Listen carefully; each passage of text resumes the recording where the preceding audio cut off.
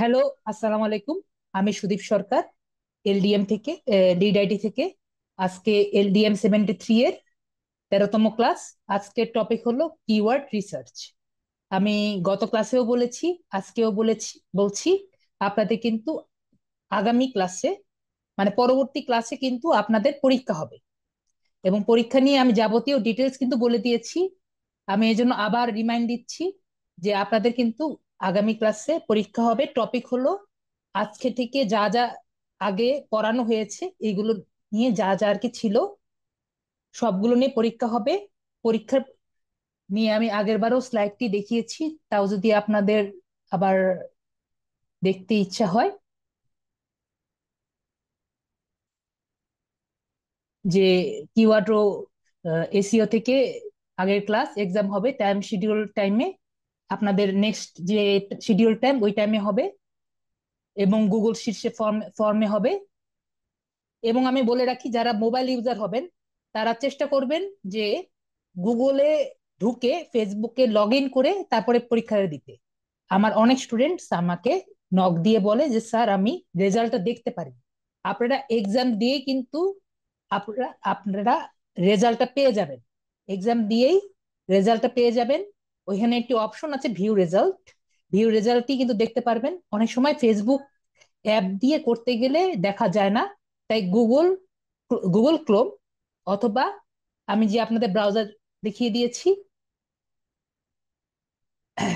গুগলের কথা বললাম।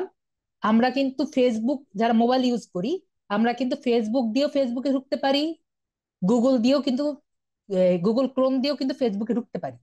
যেমন লিঙ্কডইনে ঢুকি না, সেরকম সেরকম। কিন্তু মাঝে মাঝে দেখা যায়, আমি নিজে দেখেছি যে গুগল ক্রোমে একটা অপশন, মানে ইভেন্ট সুইচার নামে একটা অপশন আছে। আপনি যদি আমার মতো ছোটখাটো অ্যাপ ডেভেলপার হন, তো দেখবেন কি যে আপনি ফেসবুক দিয়েছেন, ফেসবুক ক্লিক করলে ডাইরেক্ট ফেসবুক অ্যাপে চলে যাচ্ছে। তো আপনি যেটা করবেন, আমরা কিন্তু কিউই ব্রাউজার দিয়েও কিন্তু চালিয়েছি। আপনি যদি কিউই ব্রাউজার দিয়ে আপনার ফেসবুকটা লগ ইন করেন, তাহলে দেখবেন যে ঠিকই যাচ্ছে। অফিস থেকে কাজ করি, ক্লায়েন্ট ফ্রাইডে না, আপনাদের স্যাটারডেতে আর কি। স্যাটারডেতে আপনার শিডিউল টাইম, মানে আপনাদের নেক্সট ক্লাস যেটা 9টার দিকেই আর কি হবে, এবং 2 ঘন্টা পরে ওই টাইমে হবে। এটা আমাকে না বলে লিড আইটিটি কে বলতে পারেন, কারণ আমি জাস্ট যেটা আর কি কাজ সেটা আমি করছি। আমাকে এমন কোনো কিছু জিজ্ঞেস বলবেন না যেটা আমার হাতে নেই। যেটা আমার হাতে আছে সেটা আমি করতে পারি। ওকে। হাসান রাজীব যদি অফিস থেকে বলে যে ঠিক আছে আপনি ক্লাসে শুক্রবারে নেন, তাহলে আমি অবশ্যই শুক্রবারে নিই, কিন্তু আহ, আমি আমার নিজের হাতে নেই। তো ভিউ রেজাল্টস দিয়ে আপনি রেজাল্ট দেখতে পারবেন আপনার নেক্সট ক্লাসে। আপনার শিডিউলটা আমি দিব। জি, নেক্সট ক্লাস আগামী শুক্রবার, শনিবার না? আমি একটু চ্যাটে দেখি। ও না, নেক্সট ক্লাস তো আপনাদের 5 তারিখ, শনিবার না, 5 তারিখ ক্লাস হবে। তাহলে বৃহস্পতিবার। আজকে 3 তারিখ, 5 তারিখ রবিবার। সরি, 3 তারিখ তো। পাঁচ 5 তারিখ, 5 তারিখ, 5 তারিখ। ভাইয়া 5 তারিখ, 5 তারিখ পরীক্ষা। Next class Tuesday. Next class Tuesday, বৃহস্পতিবার। নেক্সট পরীক্ষা টুয়েসডে, টুয়েসডে হবে। নেক্সট ক্লাস টুয়েসডে হবে। আমি এই জন্য নেক্সট শিডিউল ক্লাস বলছি, আমি তো আর দেখিনি। টুয়েসডে, নেক্সট ক্লাস টুয়েসডে হবে। আপনাদের ভিউ রেজাল্ট দিয়ে রেজাল্ট দেখতে পারবেন। জি, আমি বলেছিলেন শুধু আজকের গত ক্লাসের উপর পরীক্ষা হবে। না না না, আমি এটা বলিনি। আমি বলেছি আজকের থেকে বাকি, এই যে দেখেন আমি এখানে লিখে দিয়েছি এসইও প্লাস কিওয়ার্ড থেকে শুরু করে আগের সব ক্লাস। আগের সব ক্লাস, এজন্য অনেকেই বুঝতে পারেনি, এজন্য আমি লিখে দিয়েছি। তালহা ভাইয়া, আপনি দেখে নেন, আমি এটা গত ক্লাসে লিখে দিয়েছি। এসইও প্লাস কিওয়ার্ড রিসার্চ থেকে শুরু করে আগের সব ক্লাস। তালহা ভাইয়া, যদি আপনার বুঝতে ভুল হয় আপনি একটু দেখে নেন। এই যে হাসান রাজীব ভাইয়া বলেছেন 1 থেকে 13। ওকে। তো আর তো কোনো কিছু বুঝার ভুল নেই। এবং সবচেয়ে বেশি দরকার হলো, এটাও তো সবাই জানেন, যে যখন আমি পোস্ট করব আপনাদের ক্লাস শিডিউল টাইমের সময় আমি পোস্ট করব, তার আমাদের ক্লাস যখন টাইম শেষ হয়, আমরা যদি মোবাইল দিয়ে পরীক্ষা দেই, কারেন্ট চলে যাওয়ার কোনো অপশন কিন্তু থাকে না নিশ্চিত ভাইয়া। আমরা মোবাইল দিয়ে পরীক্ষা দিতে পারি বা মোবাইল ডাটা দিয়ে পরীক্ষা দিতে পারি।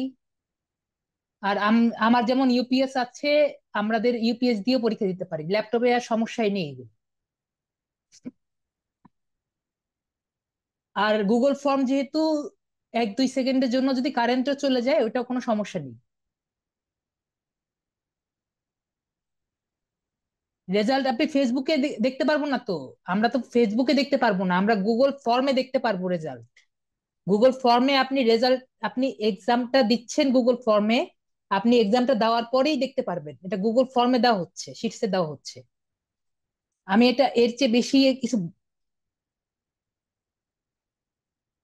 আপ কারেন্ট গেলে কি করব? আপনি মোবাইল ডাটা দিয়ে পরীক্ষা দেন একদিন, তালা ভাইয়া, একদিন মোবাইল ডাটা দিয়ে পরীক্ষা দেন। এটা তো বেশি ডাটা যাবে না।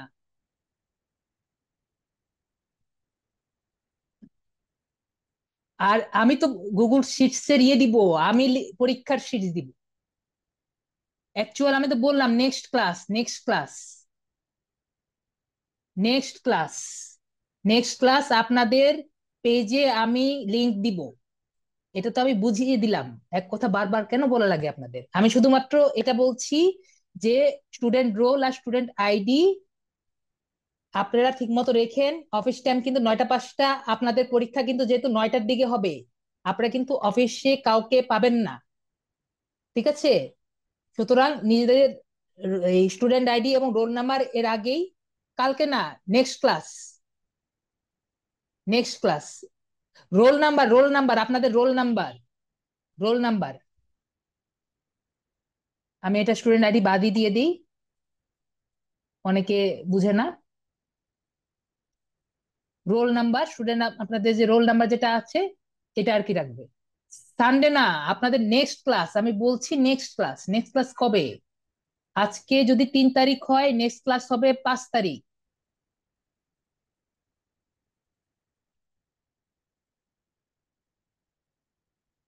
ঠিক আছে? এক্সাম সিলেবাস আপনি জাস্ট এই ভিডিওটা আবার দেখেন, এক্সাম সিলেবাস কি, এই থেকে শুরু করে লাস্ট প্রথম থেকে শেষ পর্যন্ত ক্লাস। আপনাদের যাদের আরো সমস্যা থাকে এই ভিডিওটা আবার প্রথম থেকে দেখবেন। আর যারা এই ভিডিও দেখছেন তারা প্লিজ দয়া করে আপনাদের স্টুডেন্ট রোলটা আবার ভালো মতো অফিসে কল দিয়ে জেনে নিন যদি আপনাদের কাছে না থাকে। আর যাদের এমনি কোনো প্রবলেম আছে তারা অফিসে কল দিয়ে বলে দিবেন। যে যাদের অনেকেরই দেখা যায় যে এই নিজেদের ব্যক্তিগত অনেক প্রবলেম থাকে, তো সেগুলো আপনি একটু অফিসে গিয়ে বলবেন যে এরকম আমার ব্যক্তিগত প্রবলেম আছে, আমি পরীক্ষা যদি না দিই তাহলে কোনো সমস্যা আছে নাকি। আপনার প্র্যাকটিক্যাল কোনো ক্লাস পরীক্ষা তো নাও হচ্ছে না, এখানে প্র্যাকটিক্যাল পরীক্ষা না, সব থিওরিটিক্যাল, আমি তো বলেছি। আপনি এক্সামটা দিতে গেলেই বুঝবেন। তাহলে এখন আমরা ক্লাসে যাই। ওকে, এখন আমরা ক্লাসে যাই। আর এটা নিয়ে পরীক্ষা হবে, কথা হবে না। আমি যেটা বললাম, আজকে আমি একটু অন্যভাবে ক্লাস নিব, যেহেতু 60 জন এসেছে। ফোন নাম্বারটা দিবেন।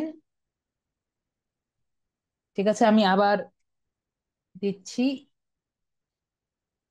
এখানে কল দিয়ে দেখেন, সেদিনও আমি দিয়েছিলাম, সেদিন আর অনেকগুলো ছিল।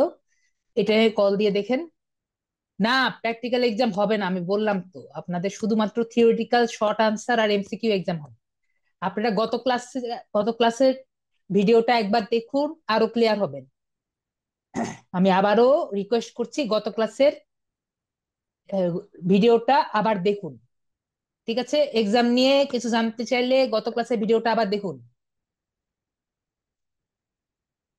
কখনো কি হবে? প্র্যাকটিক্যাল কোনো এক্সাম না, প্র্যাকটিক্যাল এক্সাম হবে না।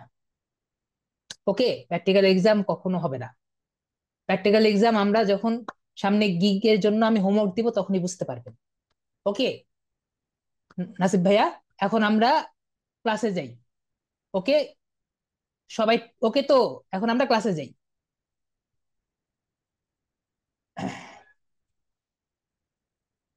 আজকের ক্লাস হলো, আমি এখন আপনাদের মেসেজটা আমি অফ করে দিচ্ছি, যখন আমি অন করব তখন আমি আপনাদের আবার বলবো, ঠিক আছে? আজকের ক্লাস হলো আপনাদের জন্য খুবই গুরুত্বপূর্ণ একটা ক্লাস, সেটা হলো কিওয়ার্ড রিসার্চ। কিওয়ার্ড সম্পর্কে আমরা কিন্তু খুব ভালো মতো জানি যে আমাদের কন্টেন্ট ক্রিয়েশনে যে কোনো ব্যাকলিঙ্ক ক্রিয়েট করি বা কন্টেন্ট ক্রিয়েট করি তার জন্য কিওয়ার্ড কিন্তু খুবই ইম্পর্টেন্ট। এবং এছাড়াও আমাদের আজকের ক্লাসটা কিওয়ার্ড রিসার্চটা কিন্তু একটু অন্যরকম, অন্যরকম জিনিস, অন্যরকম জিনিস কিন্তু অন্যরকম না। তো এখানে আমরা কি কি শিখবো সেগুলো আর কি দেখি। কিওয়ার্ড বলতে তো আমরা জানি যে কিওয়ার্ড বলতে অনেক কিছুই বোঝায়, তো আমরা আর কি একটা একটা করে দেখি। সর্বপ্রথম আমি আর কি যেটা দেখাবো যে আমরা এখানে কিছু শর্ট ফর্ম শিখবো। শর্ট ফর্ম গুলা কি? TA, DA, PA, PF, CF, DR, UR, পিবিএর, এসিআরপি আর ব্যাকলিঙ্ক। তো আমরা কিন্তু এই ব্যাকলিঙ্কও জানি, এসিআরপিও জানি। আপনাদের পরীক্ষায় কিন্তু এগুলোর এই শর্ট ফর্ম আসবে, যে টিএ মানে কি, ডিএ মানে কি, পিএ মানে কি, এগুলো শর্ট ফর্ম আসবে। তো আমি আগে আপনাদের বলি টিএ মানে কি। টিএ মানে হলো টপিক অথরিটি। ডিএ মানে কি? ডিএ মানে হলো ডোমেইন অথরিটি। পিএ মানে কি? পিএ মানে হলো পেজ অথরিটি। টিএফ মানে কি? টিএফ মানে ট্রাস্ট ফ্লো।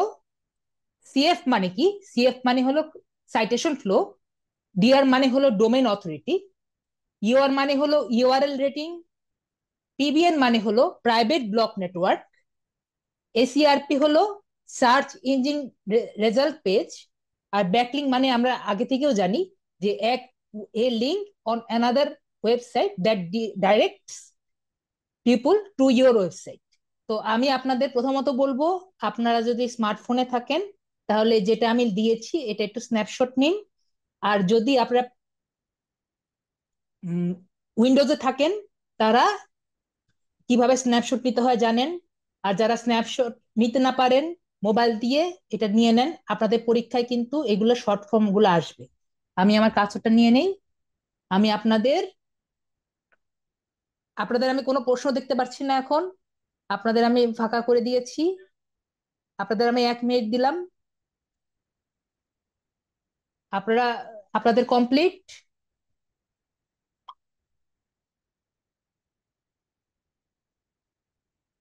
জি লাভলো, আপনি যেটা বলেছেন ওইটাই, ওইখানে যে নাম্বারটা আছে ওইটাই।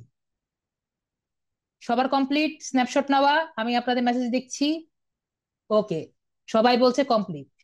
এখন কথা হলো যে আমাদের এই DA, TA, TF, CF, DR এগুলা শর্ট ফর্ম শিখে আমাদের লাভটা কি? মানে শর্ট ফর্ম ফুল ফর্ম শিখে লাভটা কি এটা না বলে দিলে আপনারা এটার প্রতি ইন্টারেস্টেড হবেন। তো আমরা একটু এখান থেকে বের হয়ে যাই। বের হয়ে আমরা, আমি একটা ইনকগনিটো উইন্ডোই নেই। ইনকগনিটো উইন্ডো এমনি নিয়েছি যাতে আমার আইপি অ্যাড্রেসটা হাইড থাকে, এছাড়া কিছু না। আমি এসিও ক্লার্কে যাই।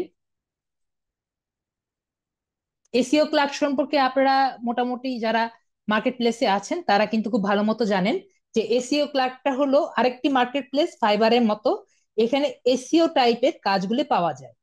আমরা যদি প্রথম পেজে যদি দেখি, প্রথম পেজে দ্বিতীয় কাজটি যদি আমরা এখানে দেখি, আমি একটু ইয়ে করি, এখানে লিখেছে BA50+ SEO home page, backlinks SEO link building, সেটা ডোমেইন রেটিং, গুগলের ডোমেইন রেটিং 75+। আপনি যদি ডিএ মানে না জানেন ডিএ কেমনে বাড়াবেন, আমি আরেকটু নিচে নামি, এখানে হাই, এটাও একটু দেখাই। এখানে বলেছে get 500 high DA+ PBN backlinks, সে আর কি, do follow backlinks all link accepted in 179। তো আপনি যদি ডিএ মানে না জানেন, পিবিএন মানে না জানেন, ব্যাকলিংস মানে না বুঝেন, এগুলো টাইপের কোনো গিক আর কি দিতে পারছেন না। আমি যদি আরেকটু নিচে নামি, এটা কিন্তু প্রথম পেজের 4 নাম্বার লিস্টে কিন্তু দেখতে পাচ্ছি।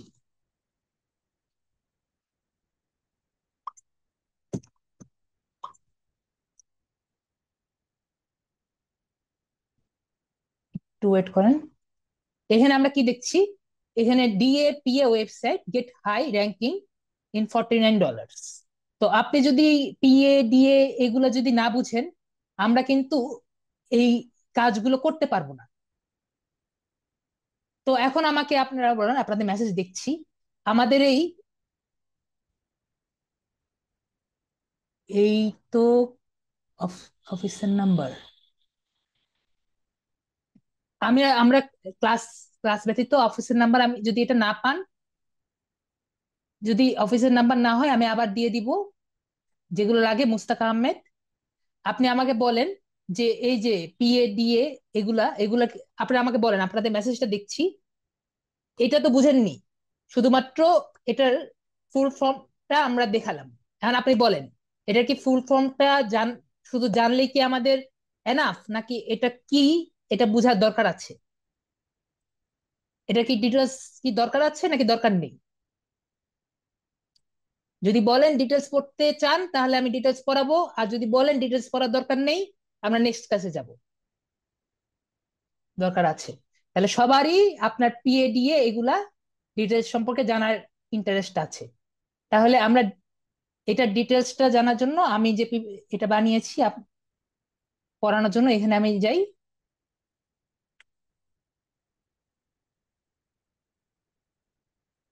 এইটুকু তো সবাই নিয়েছেন। কারণ আমি আবার চ্যাটটা বন্ধ করে দিচ্ছি। এখন হলো টপিক অথরিটি, আমি সবগুলোই পড়িয়ে দিচ্ছি। যদি আপনাদের কোনোটা পছন্দ না হয় সেটা আপনারা রিমুভ করে দিবেন।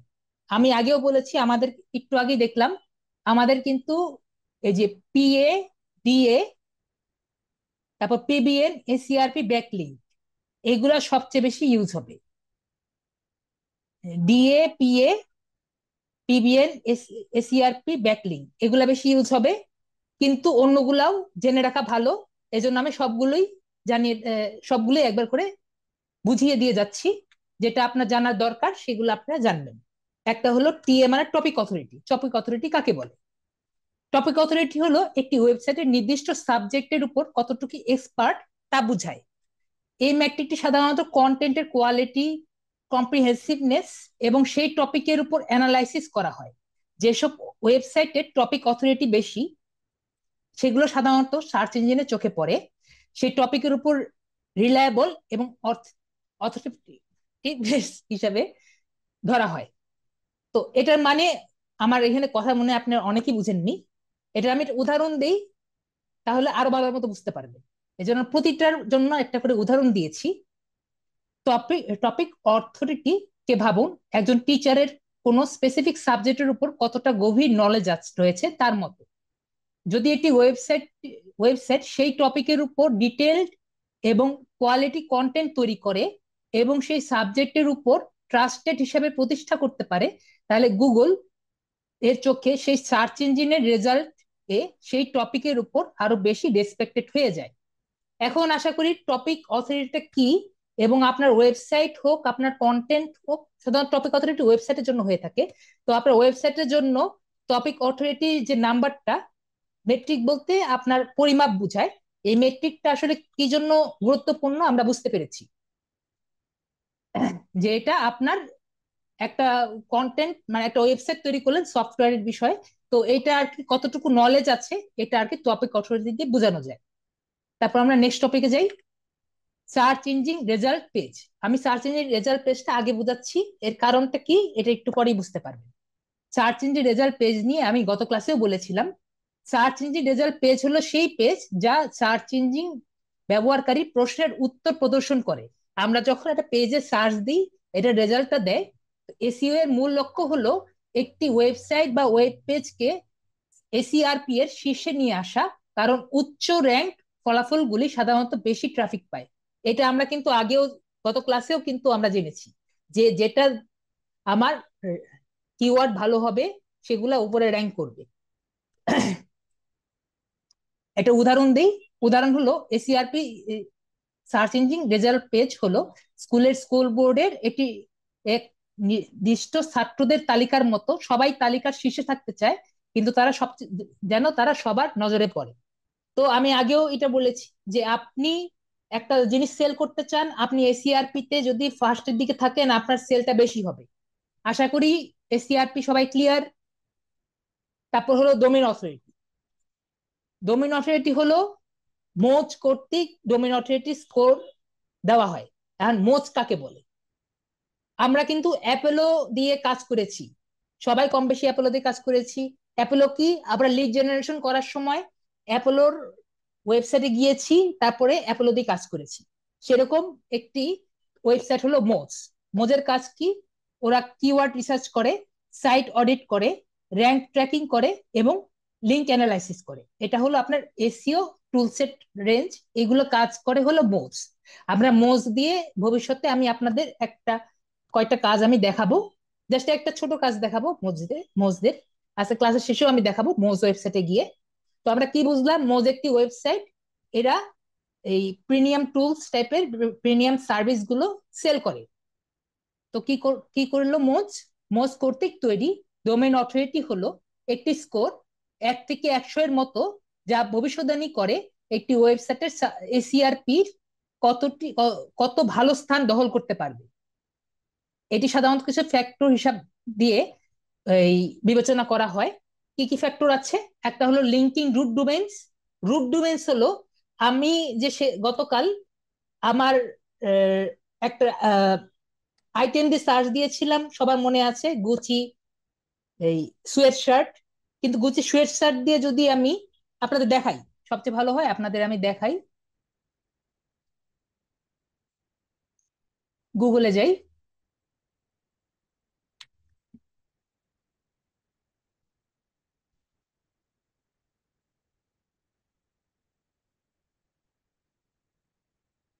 আমি বলেছিলাম দেখেন, এই যে গুচি সোয়েট শার্ট দিয়ে আমি সার্চ দিয়েছি, আপনার সর্বপ্রথম কোনটা আসছে? সবাই দেখতে পাচ্ছেন ডট কম আসছে, ডট কম আসছে।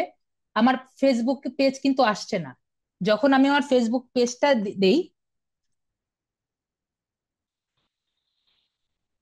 তখন কিন্তু ফেসবুকে পেজ নাম দেওয়ার সাথে সাথে আসছে। এখন আপনি আমাকে বলেন, এখন বলা লাগবে না, আপনারা চিন্তা করেন যে কেন আগে আসেনি, কেন এখন আসছে। জাস্ট নেমটা দিয়েছে দেখে? না, শুধুমাত্র নেম দেওয়ার জন্য না। এখানে সবচেয়ে বড় কারণ হলো এদের ডোমেইনটা দেখে, ডট কম। ডট কম, আপনি যত বড় শক্তিশালী ডোমেইনটা নিবেন এটার উপর আপনার পেজের এই র্যাঙ্কটা অনেক বেশি ডিমান্ড করবে। যত প্রাইজি ডোমেইন নিবেন, ডট কম নিবেন, ডট এডু আছে, এরকম ডোমেইন নিবেন তত বেশি র্যাঙ্ক করবে। তো এটাই আমি এইখানে দেখানোর চেষ্টা করেছি যে ডিএটা কিসের জন্য, কিসের উপর নির্ভর করে? লিঙ্কিং রুট ডোমেইন, মানে ডট ডট কম যেটা আছে, আর টোটাল লিঙ্ক, যে আপনার পেজের সাথে কয়টা পেজ লিঙ্ক আপ আছে, ব্যাক লিঙ্ক হিসাবে হোক আর যেভাবে হিসাবে হোক, টোটাল লিঙ্ক কয়টা যুক্ত আছে, এটা দিয়ে আপনার ডোমেইন অথরিটি ঠিক হয়। উচ্চ ডিএ মানে হলো সার্চ রেজাল্টের উচ্চ স্থানে পাওয়ার সম্ভাবনা বেশি। তো আমি যেগুলো দেখালাম একটু আগেই দেখলাম যে ওগুলো উচ্চ ডিএ আছে দেখি আর কি উচ্চ র্যাঙ্ক হয়েছে। আমি আর কি আপনাদের কন্টেস্টের কারণে বোঝাচ্ছি। ডিএ গুলাও আপনার 70-এর উপরে যদি থাকে তাহলে ডিএটা ভালো, 70-এর নিচে থাকলে ওগুলো ওয়েবসাইট নর্মালি ভালো হয় না। 1 থেকে 100-এর মধ্যে 70 অবশ্যই থাকতে হবে। হ্যাঁ। তারপরে ডোমেইন অথরিটি হলো, একটা উদাহরণ দিলাম, হ্যাঁ, একটি স্কুলের সুনামের মতো। যদি একটি মেধাবী ছাত্রদের জন্য পরিচিত হয় তাহলে সেই স্কুলের থেকে আসা অন্যান্য ছাত্ররাও বেশি ফলাফল করার সম্ভাবনা থাকে। একইভাবে যদি কোনো ওয়েবসাইটের ডোমেইন অথরিটি ভালো হয়, মানে ডিএ যদি ভালো হয়, তাহলে এটি সার্চ রেজাল্টের উচ্চ স্থানে পাওয়ার সম্ভাবনা বেশি থাকে। আশা করি বুঝতে পারলাম আমরা আমাদের টেন্ডেন্সি আর কি যেরকম সেরকম। তারপরে হলো নেক্সট হলো পেজ অথরিটি, এটা হলো পিএ দিয়ে বলা হয়। আপনাদের প্রশ্ন আমি দেখতে পাচ্ছি না, জাস্ট আমি করিয়ে দিয়ে যাচ্ছি। এই ছোটগুলা কিওয়ার্ড গুলা শেষ করার পরে আমি আপনাদের নেক্সট প্রশ্নগুলা নিব। পেজ অথরিটি কি? পেজ অথরিটি হলো মোজ দ্বারা কর্তৃক কর্তৃক মোজ দ্বারা তৈরি। মোজ কি? মোজ একটু আগে বুঝিয়েছি। এরাও পিএ করে, এরা পিএ আর ডিএ দুটোই বানায়। পেজ অথরিটি ডোমেন দিয়ে করা, তবে এটি সম্পূর্ণ ডোমেইনের পরিবর্তে নির্দিষ্ট পেজ এর এসিআরপি তে র্যাঙ্ক করার সম্ভাবনা নির্ধারণের জন্য ফোকাস করে। পিএ এটাও আপনার 1 থেকে 100-র মধ্যে স্কেল করা হয়। উচ্চ পিএ স্কোর হলে র্যাঙ্ক করার সম্ভাবনা বেশি হয়। পিএটা আমরা মোজের এক্সটেনশন আছে ওইটা দিয়ে দেখতে পাই। তো পিএ একটা ওয়েবসাইটের অবশ্যই একই রকম। পিএ যদি উপরের দিকে হয় তাহলে পেজটা র্যাঙ্ক আপ হওয়ার সম্ভাবনা বাড়ে। উদাহরণ হলো, পেজ অথরিটি হলো একটি স্কুলের নির্দিষ্ট একটি ক্লাস বা সুনামের শ্রেণীর মতো। যেমন কিছু কিছু ক্লাস ভালো ছাত্রদের জন্য পরিচিত হয়, তেমনি ওয়েব পেজও গুরুত্বপূর্ণ হিসাবে পরিচিত এবং সার্চ রেজাল্টের উপরের দিকে দেখানো হয়। আশা করি বুঝাতে পেরেছি। আগেরটা ছিল অন্য বিষয়ের জন্য, আর এখন একটি স্কুলের একটি ক্লাসের জন্য ওই স্কুলটা আপনার ইম্পর্টেন্স পেয়েছে। আশা করি বুঝতে পেরেছি। তারপরে হলো আপনার ট্রাস্ট ফ্লো। ট্রাস্ট ফ্লো হলো ম্যাজেস্টিক দ্বারা তৈরি। আর ম্যাজেস্টিকটা কি? একটু আগে আমি মোজ দিয়ে কথা বললাম, সেরকম একটি ওয়েবসাইট হলো ম্যাজেস্টিক। ম্যাজেস্টিক এদের কাজ হলো ব্যাকলিঙ্ক দিয়ে কাজ করা। ব্যাকলিঙ্ক কিন্তু আমি গতকালও বুঝিয়েছি, এরা ব্যাকলিঙ্ক অ্যানালাইসিস স্পেশালিস্ট। এরা কিন্তু কি, এদের কাজগুলো কি কি? এরাও কিন্তু আপনার সেল করে, আপনার এই বিভিন্ন ধরনের সার্ভিস সেল করে। তো এদের কাজ হলো trust flow and creation flow দিয়ে কাজ করা, ব্যাকলিঙ্ক হিস্টোরি দিয়ে কাজ করা। মানে আপনি যে ব্যাকলিঙ্কটা ক্রিয়েট করেছেন এটার লাস্টে কি কাজ করেছে, এটার কাজ করে হলো ম্যাজেস্টিক। তারপরে লিঙ্ক কনটেক্সট করা। তারপরে আপনার টপিক্যাল ট্রাস্ট ফ্লো, মানে হলো ওই লিঙ্ক কই থেকে এসেছে এটার এই হিস্টোরি ঘাটার কাজও আপনার ম্যাজেস্টিক করে থাকে। সুতরাং আমরা ব্যাকলিঙ্ক টাইপের যদি কোনো অফার নিতে চাই, এটা অবশ্যই ম্যাজেস্টিক ওয়েবসাইট থেকে আমাদের নিতে হবে। তো কি বললাম, ম্যাজেস্টিক দ্বারা তৈরি একটি ম্যাট্রিক, মানে একটা পরিমাপক, যা ওয়েবসাইটের পয়েন্ট দ্বারা লিঙ্কগুলোর কোয়ালিটি পরিমাপ করে। উচ্চ ট্রাস্ট ফ্লো মানে সেই ওয়েবসাইটের লিঙ্কগুলি অন্যান্য উচ্চমানের সাইট দ্বারা প্রাপ্ত। এটি একটি ওয়েবসাইটের বিশ্বাসযোগ্যতা বাড়াতে সহায়ক, তার ব্যাকলিঙ্কের কোয়ালিটির উপর নির্ভর করে। মানে আপনার যদি ব্যাকলিঙ্ক ভালো থাকে, ব্যাকলিঙ্কের কোয়ালিটি যদি ভালো থাকে, তাহলে সে বলবে যে এই ওয়েবসাইটের ট্রাস্ট ফ্লোটা ভালো, একে এসইও এর এসিআরপি তে উপরের দিকে উঠিয়ে দেন। এটা উদাহরণ দিই। উদাহরণ হলো, ট্রাস্ট ফ্লো হলো এটি নির্ভরযোগ্য বন্ধুর মতো। যদি অনেক বিশ্বাসযোগ্য বন্ধু আপনার সম্পর্কে ভালো কথা বলে, তাহলে আপনাকেও বিশ্বাসযোগ্য বলে বিবেচিত হবেন।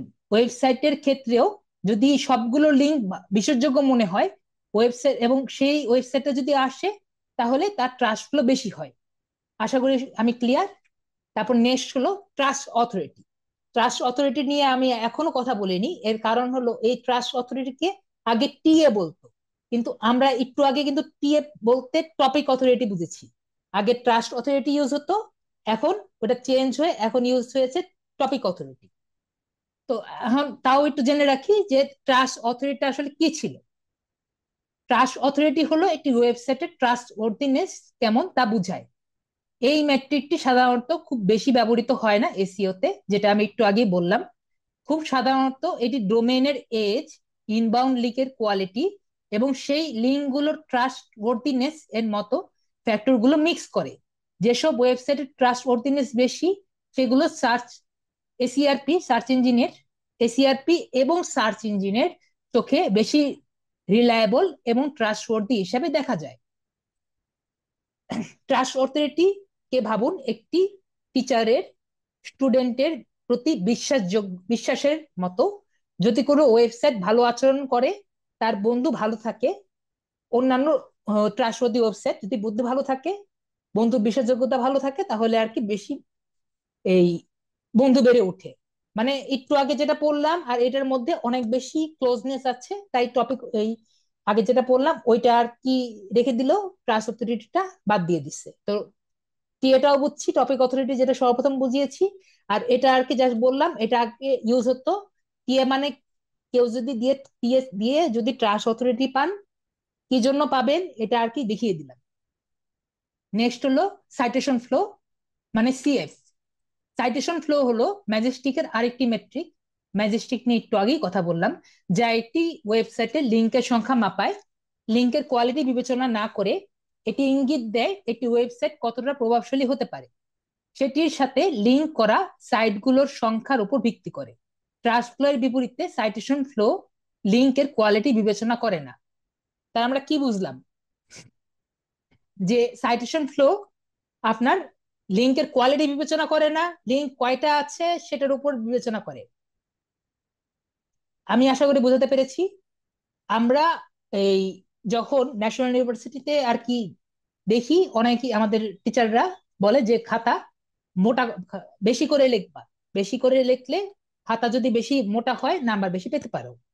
তো এটা কাউকে ইয়ে করে বলছি না, একটা উদাহরণ দেওয়ার জন্য বলছি যে উনি এটাও আর কি সাইটেশন ফ্লো এর মতো। সাইটেশন ফ্লো এটা দেখে না যে যে কন্টেন্ট দিয়ে এই এসইওটা মানে ব্যাকলিঙ্ক গুলো আসছে, সেটার থেকে আপনার যে কটা ব্যাকলিঙ্ক আসছে তার উপরে দেখে। আশা করি বুঝতে পেরেছি। মনে করেন 20টা ব্যাকলিঙ্ক আপনি বানিয়েছেন, 20টা ব্যাকলিঙ্কের মধ্যে 5টা ব্যাকলিঙ্ক ভালো, কন্টেন্ট ভালো, 15টা ব্যাকলিঙ্ক ভালো না।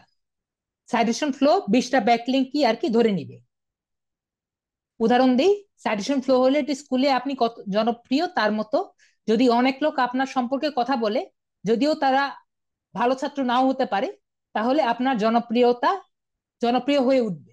ওয়েবসাইটের ক্ষেত্রেও যদি অনেকগুলো লিঙ্ক থাকে, তাহলে আপনি ওয়েবসাইট থেকে তাদের সাইটেশন ফ্লো বেশি হয় এবং সেই লিঙ্কগুলো সবসময় সেরা নাও হতে পারে। আশা করি সাইটেশন ফ্লো সম্পর্কে আমরা ক্লিয়ার। যে সাইটেশন ফ্লো যদি আমার কেউ জিজ্ঞেস করে যে তুমি কি সাইটেশন ফ্লো বুঝো, হ্যাঁ আমরা সাইটেশন ফ্লো বুঝি। তারপর হলো ডোমেইন রেটিং। ডোমেইন রেটিং হলো এহরেফস দ্বারা তৈরি। এখন এহরেফসটা কি?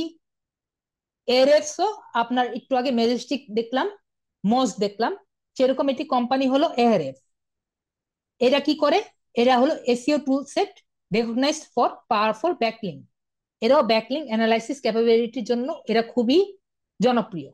আমরা যখন ইউআরএল, যখন আমরা এই লিঙ্ক ট্যাগ তৈরি করি, তখন যে এইচটিএমএল এ, তখন আমরা এ ট্যাগ ইউজ করি। এ ট্যাগ ইউজ করে এইচআরইএফ দিয়ে আপনার লিঙ্কটা দিই।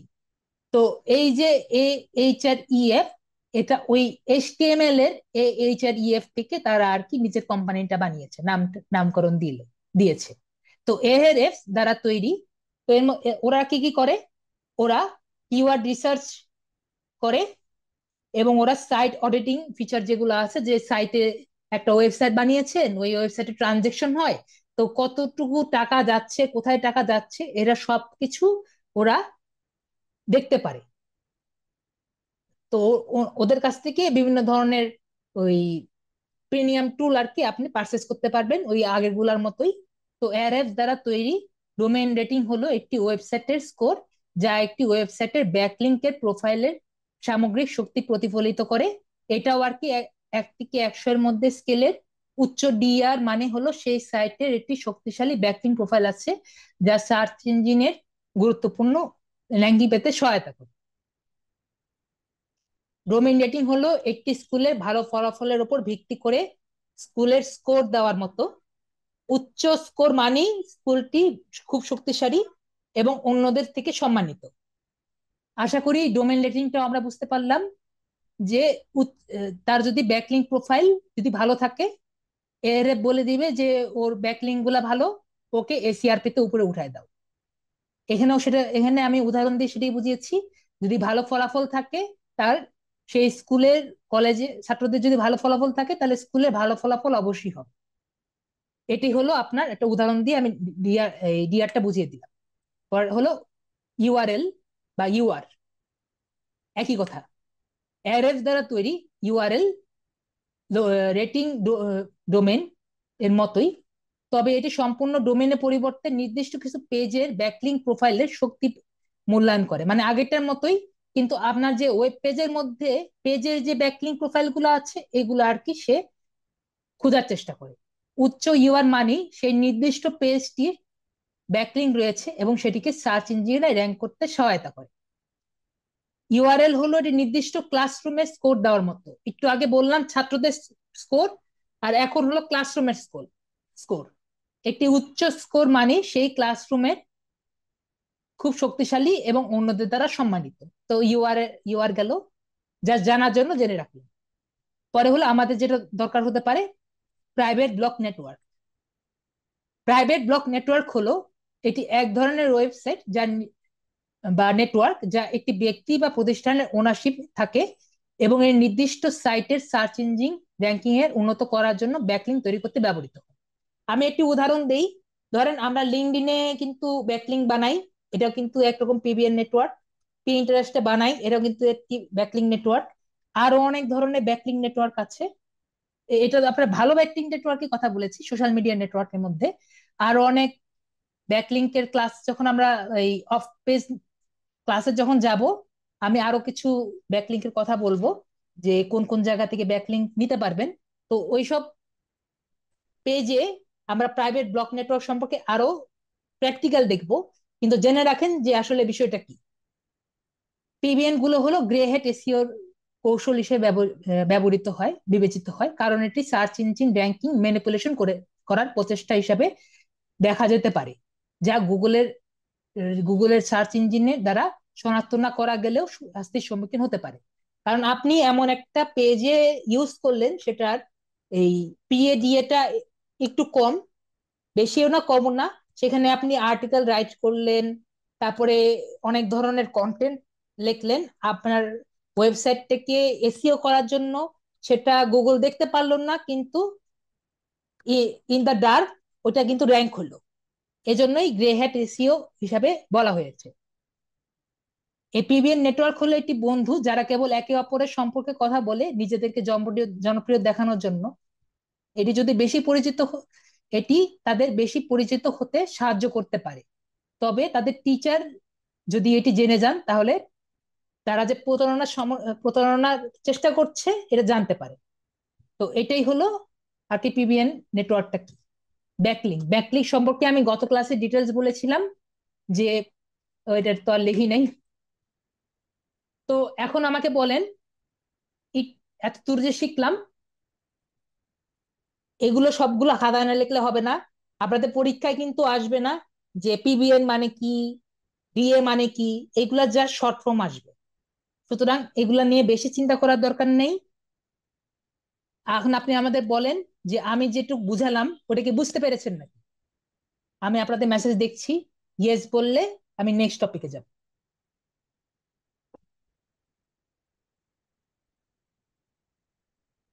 ওকে, ওকে, সবাই বলতেছে ইয়েস ইয়েস ইয়েস, তাহলে আমার এই ইয়ে দিয়ে সবাই বুঝতে পেরেছে।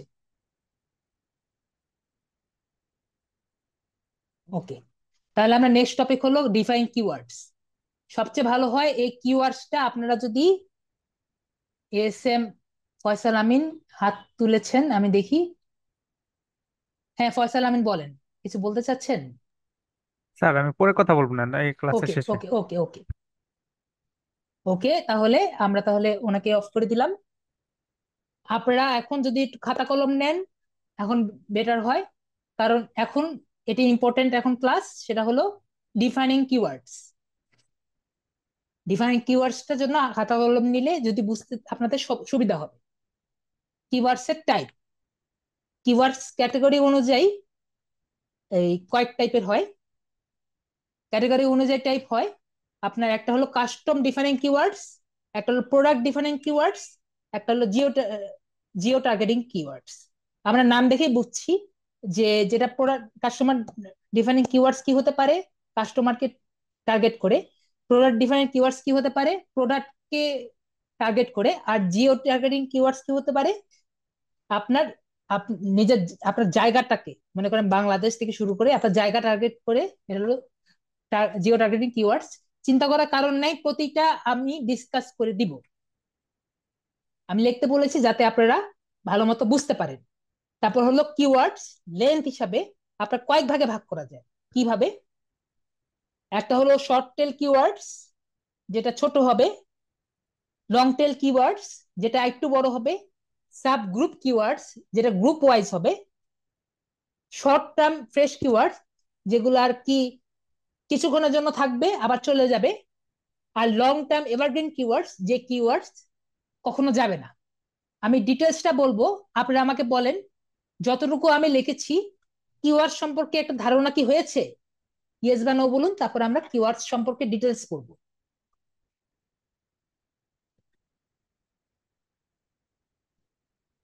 ওকে, সবাই বলছে বুঝেছেন।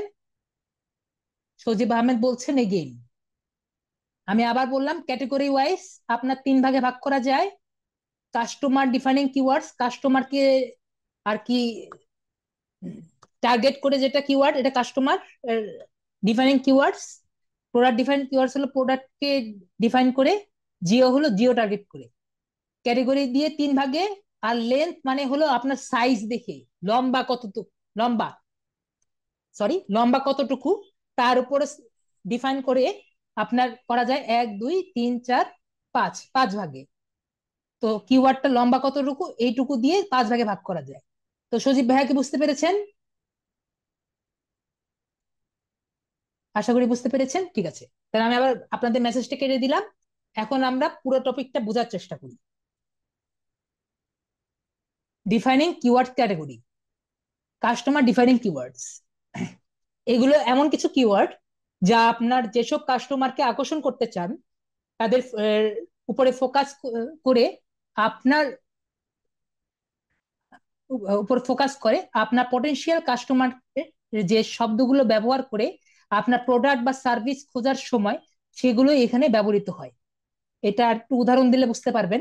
উদাহরণ হলো, যদি বিগিনারদের জন্য রানিং শু বিক্রি করেন, ধরেন আপনি একজন এই বিজনেসম্যান, আপনি রানিং শু বিক্রি করতে চান, তাহলে আপনি প্রোডাক্ট ডিফাইনিং কিওয়ার্ড কি হতে পারে? Best running shoe for beginners. আপনি একটা এই কন্টেন্ট বানিয়েছেন, সেটার জন্য কিওয়ার্ড কি ইউজ করলেন? Best running shoe for keywords. অথবা দিলেন best affordable running shoe for beginners. আপনি কাকে টার্গেট করছেন?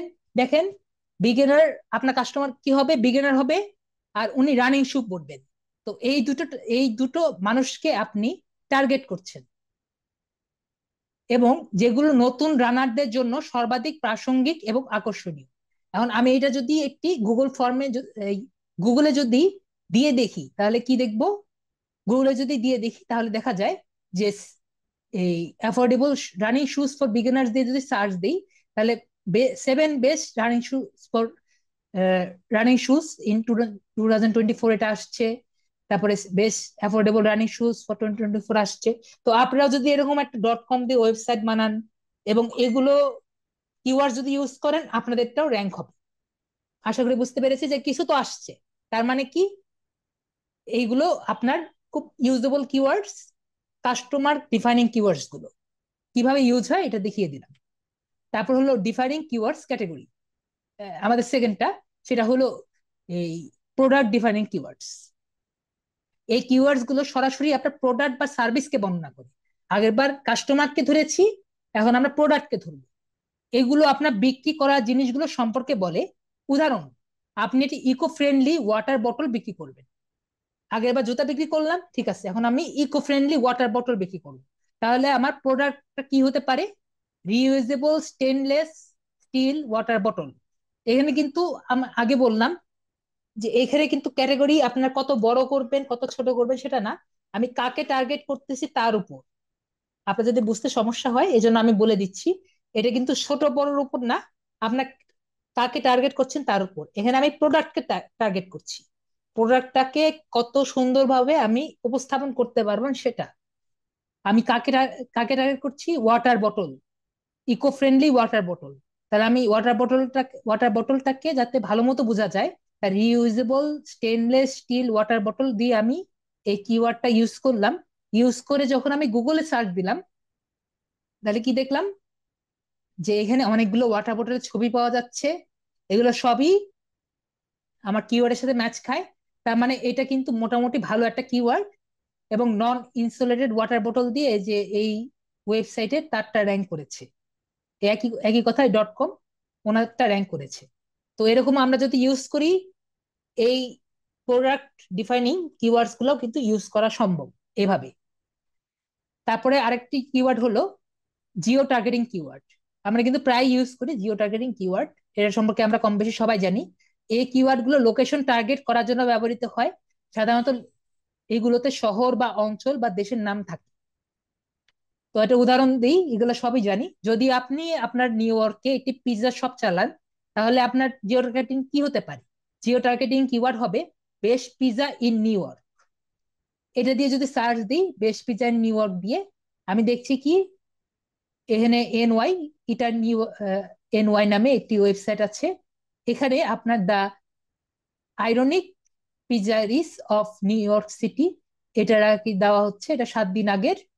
আর হুইজ, এখানে রেজিডিট নামে আমরা সবাই জানি রেজিডিট কি জিনিস। এটা একটি ওয়েবসাইট যেখানে সবাই আমরা প্রশ্ন উত্তর করি, এটা একটি কোশ্চেন এন্ড আনসার টাইপের একটা ওয়েবসাইট, সোশ্যাল মিডিয়া সাইট। তো who who's to go to the New York NYC. তো এই পোস্টেও আমার এই কিওয়ার্ডটা ইউজ হয়েছে, তারপর আমার এখানে গুগল ম্যাপটা দেখানো হয়েছে। তার মানে হলো এটা আর কি একটা জিও টার্গেটিং কিওয়ার্ড। এখন এই জিও টার্গেটিং আমার এই যে ক্যাটাগরি ওয়াইজ যে যেটা দিয়ে আছে, এটা দিয়ে বুঝতে কোনো সমস্যা আছে? আমরা তাহলে ভবিষ্যতে জিও টার্গেটিং আমরা ভবিষ্যতে তাহলে ক্যাটাগরি ওয়াইজ যদি আমাদের কোনো প্রোডাক্টের এই কিওয়ার্ডস ইউজ করতে হয় আমরা ইউজ করতে পারবো, তাই তো? ইয়েস বা নো বলেন, তাহলে বুঝতে পারবো যে আমরা বুঝতে পেরেছি।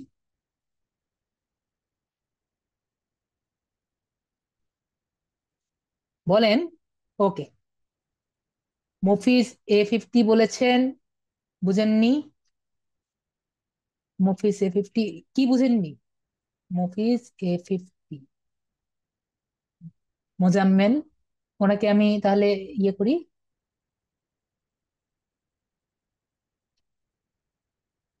ঠিক আছে, হাবিবাকে করি।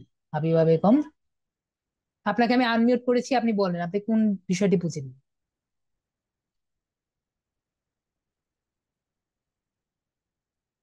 হাবিবা বেগম, আপনাকে আমি আনমিউট করেছি।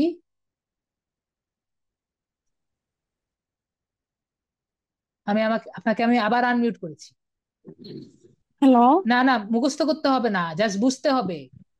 এগুলো মুখস্থ করা লাগবে না, জাস্ট বুঝবেন যে কখন কোনটা ইউজ করতে হয়। হাবিবা বেগম বলেন। ভাইয়া এইটাই তো ঝামেলা মনে হচ্ছে, কখন কোনটা ইউজ করবো। যখন আমার প্রোডাক্টের লাগ মনে করেন আপনার একটা কিওয়ার্ড নিলেন আর কি, আমি এখানে যাই, যে আপনার জিও টার্গেটিং কিওয়ার্ডস আপনি কখন ইউজ করবেন? আপনারটা এই যে দেখেন, আপনি যদি কোনো নিউ মার্কেটে পিজে শপ খুলতে চান, তাহলে জিও টার্গেটিং কিওয়ার্ড ইউজ করলেন। আমি তো উদাহরণ দিয়ে দিছি সবগুলোর মধ্যে।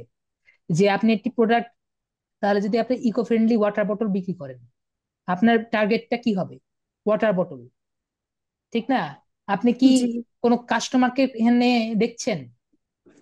না। কাস্টমার দাম দিয়ে দেখছেন, তাহলে আপনার টার্গেটটা কি? আমি যে এই ইয়ে যে এই আমার পেজে একটি প্রোডাক্ট নিয়ে আমি আলোচনা করেছি না? হ্যাঁ, জিও মানে লোকেশন। আমরা যে একটা আলোচনা করেছি না আমার এই পেজে, এখানে গুচি সোয়েট শার্ট নিয়ে আলোচনা করেছি না? জি জি গুচি সোয়েট শার্ট কে পরবে কি আলোচনা করেছি? জি। গুচি সোয়েট শার্ট কে পরবে কি আলোচনা করেছি? না। না না। গুচি সোয়েট শার্ট কেমন, এটা দিয়ে কি হবে, এটা নিয়ে আলোচনা করেছি, তাই না? তাহলে এখানে ইয়েস। আমি কি দিয়ে কি করলাম? প্রোডাক্ট ডিফাইনিং কিওয়ার্ডস ইউজ করেছি না? আমি কি বুঝতে পেরেছি? যখন প্রোডাক্ট নিয়ে কথা বলবো, প্রোডাক্টটাকে উপরে উঠাবো, তাহলে প্রোডাক্ট ডিফাইনিং কিওয়ার্ডস ইউজ তাকে বলে। ঠিক আছে? বুঝতে পারি নাই? আপনি শাড়ি কিনতে গেলেন, আপনি চিন্তা করেন শাড়ি কিনতে গেলেন, আর জি। যে শাড়ি শাড়ি বিক্রি করবে সে কি বলে? সে কি কি বলে? শাড়িটা সুন্দর বলে নাকি আপনি সুন্দর বলে? শাড়িতে সুন্দর বলে, শাড়ির কোয়ালিটি বলে, হ্যাঁ। এখন গুণগত সে, বলে। হ্যাঁ, গুণগত মান বলে, তাহলে কি সে কাস্টমারকে ধরতেছে নাকি আপনার শাড়িকে বলতেছে? শাড়ি কি বলতেছে? হ্যাঁ, তাহলে এটা কোন কিওয়ার্ডের মধ্যে পড়ে? এটা কি ডিফাইন কিওয়ার্ড? হ্যাঁ, প্রোডাক্ট ডিফাইনিং কিওয়ার্ডের মধ্যে পড়ে নাকি আমার কাস্টমার ডিফাইনিং কিওয়ার্ডের মধ্যে পড়ে? কাস্টমার ডিফাইনিং কিওয়ার্ডটা কি? যদি আপনার এখানে আমি দেখেন, যদি আপনি বিগিনার, বিগিনার কি মানুষ না? জি। এখানে উদাহরণটা দেখেন, যদি আপনি বিগিনারের জন্য রানিং শু বিক্রি করেন, ঠিক আছে, বিগিনার মানে হলো যে মাত্র দৌড়ানো শিখতেছে, হুম তার হুম। জন্য আপনি একটা রানিং শু বিক্রি করবেন, তাহলে আপনি কি ইউজ করবেন আপনার কন্টেন্টে? যে best running shoe for beginners, yes. ঠিক না? তাহলে এখানে আপনি কি সেল করতেছেন? শুধু শু বিক্রি করতেছেন না, আপনি তো যে প্রথম রান দৌড়ানো শুরু করছে তার জন্য শু বিক্রি করতেছেন নাকি? জি। আপনি তো এই যে স্কুলে যাচ্ছে তার জন্য তো শু বিক্রি করতেছেন না। রানিং শু কি আপনার স্কুলে যাচ্ছে তার জন্য? না না। এখন আপনি কি বুঝছেন যে কাস্টমার ডিফারিং কিওয়ার্ডসটা কি নাকি? না, না বুঝলে বলেন, নাকি আমি ঘুরাচ্ছি আপনাকে? আপনি কিছুটা মানে বুঝছে। এখন কাস্টমার ডিফারিং কিওয়ার্ডস বুঝেছেন? জি। এখন যদি আমি যে শাড়ি কেনার কথা বললাম, সে যদি বলতো যে শাড়িটা শুধুমাত্র লেডিসের জন্য, তখন আমি কাস্টমারকে বলতাম। কিন্তু সে তো এভাবে বলে না, সে জানে যে আসছে, সে জানে এটা লেডিসের জন্য। বুঝতে পেরেছেন? যদি জি। ফর লেডিস দিত তাহলে কিন্তু এটা কাস্টমার ডিফাইনিং, তখন আপনার শুধুমাত্র কাস্টমারদের জন্য হতো। যে যখন আপনার ফর লেডিস যখন লাল লাগাচ্ছে, তখন কিন্তু কিওয়ার্ড শুধুমাত্র প্রোডাক্টস এর উপর যাচ্ছে। বুঝতে পেরেছেন? জি ভাইয়া। ওকে, তাহলে তিনটা বুঝছেন, আর জিওটা তো বুঝতেই পারছেন। তাই কখন কোনটা ইউজ করবেন বুঝতে পেরেছেন তো? এটা কখন কোনটা ইউজের চেয়ে কোনটা কোন ক্যাটাগরিতে পড়ে সেটা জানা জরুরি। ঠিক আছে? ওকে। ওকে, ওকে বলছেন, বুঝছেন নাকি সেভাবে বলেন? বুঝছেন? মোটামুটি। ওকে, ঠিক আছে। ওকে, তাহলে সবাই বুঝছেই। তাহলে আমাদের নেক্সট টপিকে যাই। নেক্সট টপিক হলো, এর আগে বললাম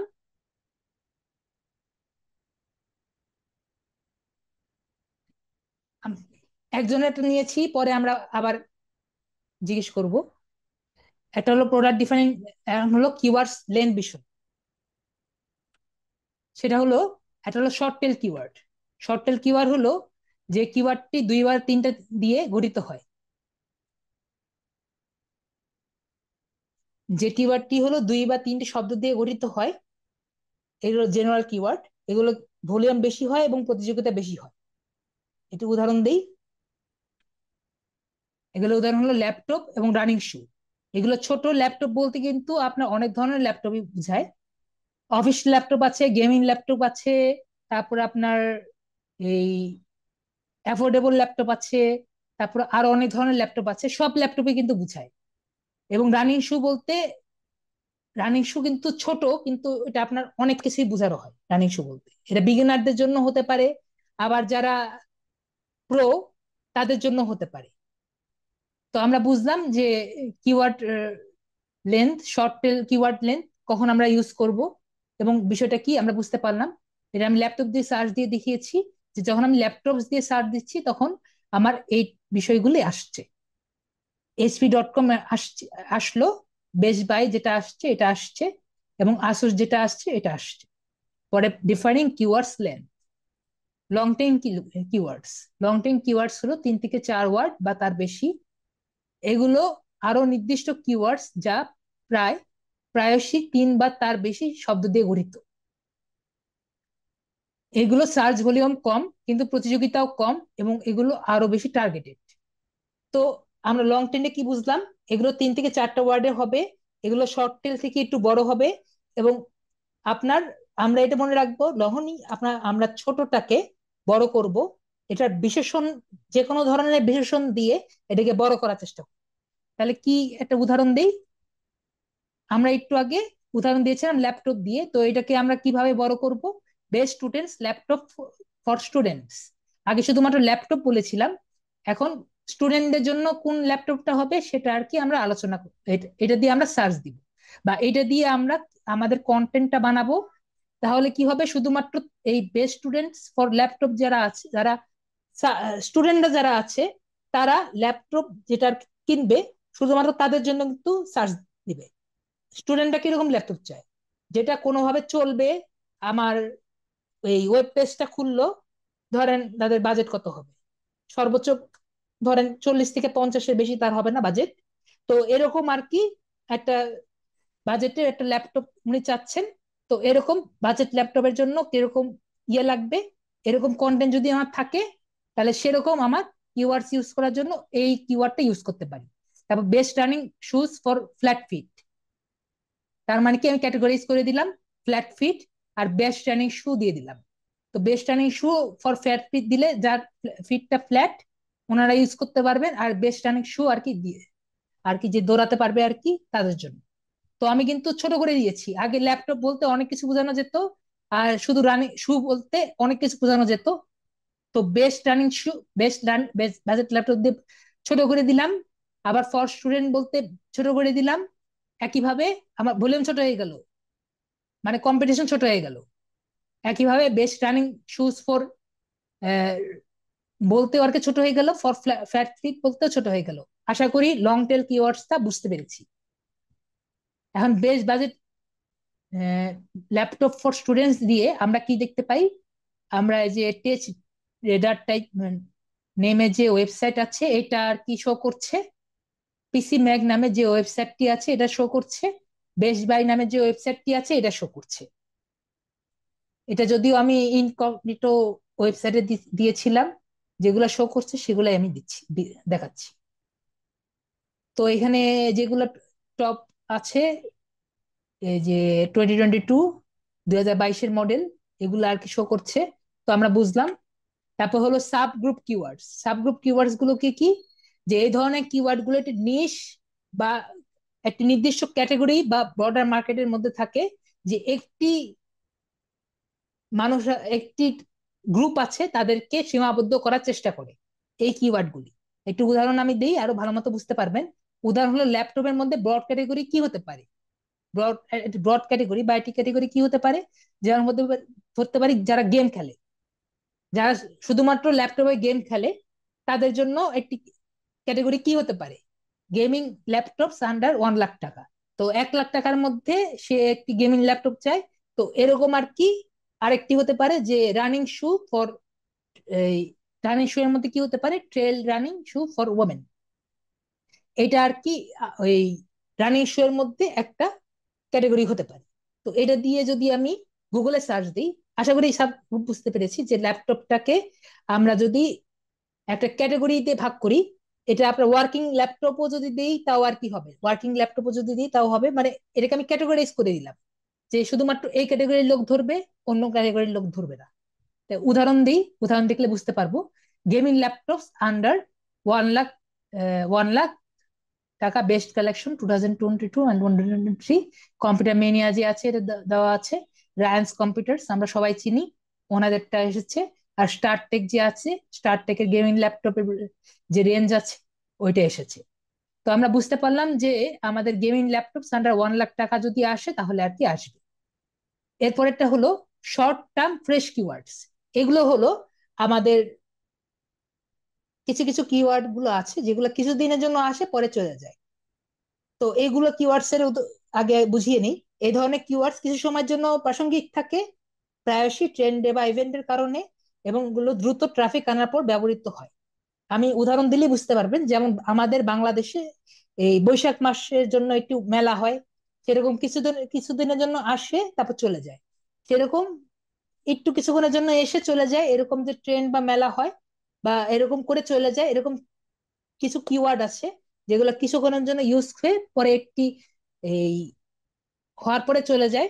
তো এগুলো হলো শর্ট টার্ম ফ্রেশ কিওয়ার্ড। আরো একটু উদাহরণ দেই, যখন শীত আসে বা গরম আসে তখন দেখবো যে আমরা ওই শীতের সময় হিটার কেনার একটা হিড়িক পড়ে যায়, যখন গরম আসে তখন আপনার ওই এসি কেনার একটা হিড়িক পড়ে যায়। তো এইগুলো আর কি আপনার শর্ট টার্ম ফ্রেশ কিওয়ার্ডের মধ্যে পড়ে।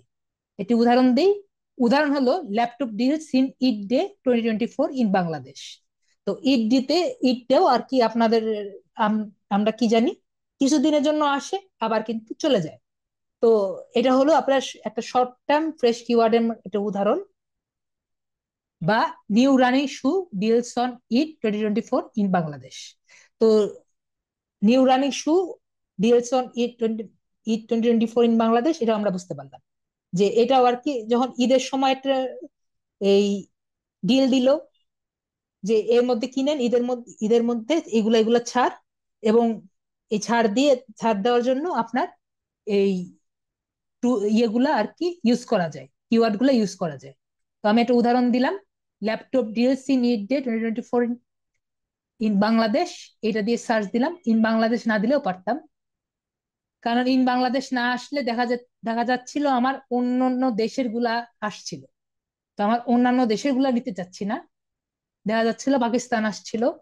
তো আমি চাচ্ছিলাম বাংলাদেশের গুলা নিতে, এজন্য ইন বাংলাদেশ দিচ্ছিলাম, না হলে আসছিল না। যাই হোক, তো laptop Eid offer, best purchase in কোরবানি, ল্যাপটপ প্রাইজ ইন বাংলাদেশ 2024 স্টারটেকের আসলো, রায়ান্স বাংলাদেশের আসলো, HP Eid sale offer 2024 shop নাও, এগুলো আসলো। পরে হলো ডিফাইনিং কিওয়ার্ডস লেন্থ, নেক্সটটা হলো লং টার্ম এভারগ্রিন কিওয়ার্ডস। এইগুলা কিওয়ার্ডস হলো যেগুলা আপনার আজীবন থাকে, এগুলা কখনো শেষ হয় না।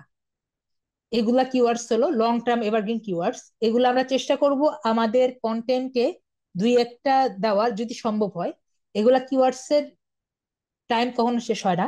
আমরা যদি মনে করি, আমি উদাহরণ আগে দিয়ে নিই, যে এই ধরনের কিওয়ার্ডস দীর্ঘ সময় ধরে প্রাসঙ্গিক থাকে এবং ধারাবাহিকভাবে ট্রাফিক আনে, এগুলো ট্রেন্ড বা সিজনের সঙ্গে কোনো সম্পর্কিত থাকে না। উদাহরণ দিই আরো ভালো মতো বুঝবেন, how to choose a laptop বা how to choose the right running shoes. তো আমরা যদি ইউটিউবে বা ফেসবুকে বা যেখানেই হোক এরকম টাইপের কোনো কন্টেন্ট দিই, ধরেন আপনি ইউটিউবে একটা ভিডিও দিলেন how to choose a laptop, আপনি দেখবেন ওটা অলওয়েজ কোনো না কোনো সময় ক্লিক করেছে। কি জন্য? কারণ সবাই কিন্তু আপনার এইগুলো টাইপের এভারগ্রিন কিওয়ার্ড গুলো ইউজ করে। তো ধরেন আমি যেমন আগে একটা ভিডিও দেখতাম, হাউ টু বেসিস, একটা ইউটিউব চ্যানেল আছে, আপনি গেলেও দেখতে পারবেন যে ওনার চ্যানেলে সব সময় ট্রাফিক অলওয়েজ থাকে। কি জন্য? উনি সব সময় আপনার এভারগ্রিন কিওয়ার্ডস গুলো ইউজ করে। তো এভারগ্রিন কিওয়ার্ডস এর কারণগুলো আমরা বুঝতে পারলাম। একটা উদাহরণ দিয়ে দিলাম যে how to choose a laptop, এটা দিয়ে যদি সার্চ দিই দেখবো যে এখানে how to choose the right laptop word সম্পর্কে আমরা যারা আর কি কাজ করি তারা ছোটখাটো সম্পর্কে জানি। এখানে অনেক ধরনের কোশ্চেনের আনসার পাওয়া যায় আর কি, এরকম এফিকিউ টাইপের, এটা ওয়ার্ড। তারপর হলো বেস্ট বাই হলো top buying guides, best buy সম্পর্কে আমরা জানি, মাইক্রোসফট সম্পর্কে আমরা সবাই জানি যে ওনারাও আর কি একটা ব্লগ পোস্ট দিয়েছিল, laptop buying guides, how to choose the right laptop. তো আশা করি, আর যদি কোনো প্রশ্ন থাকে ক্লাস, নাসিব ভাইয়া, যদি প্রশ্ন, এই যে এখনই এটা হয়েই শেষ, এখন বলেন এতটুকু যে বুঝলেন, এখন কোনো কোশ্চেন আছে নাকি বলেন।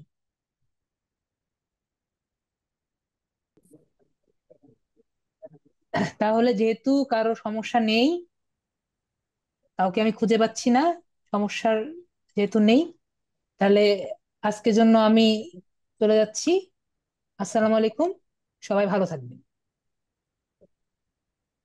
আছে নাকি কেউ? নাই কেউ তো, এক আপুর দেখছিলাম উনি আর কি নেই। আমাকে পরে সমস্যা হলে জানিয়ে না, লিজা আপু আপনার সমস্যা হলে আমাকে মেসেজ দিন, সমস্যা নেই। ওকে, ঠিক আছে, সবাই ভালো থাকবেন। আসসালামু আলাইকুম, আদাব।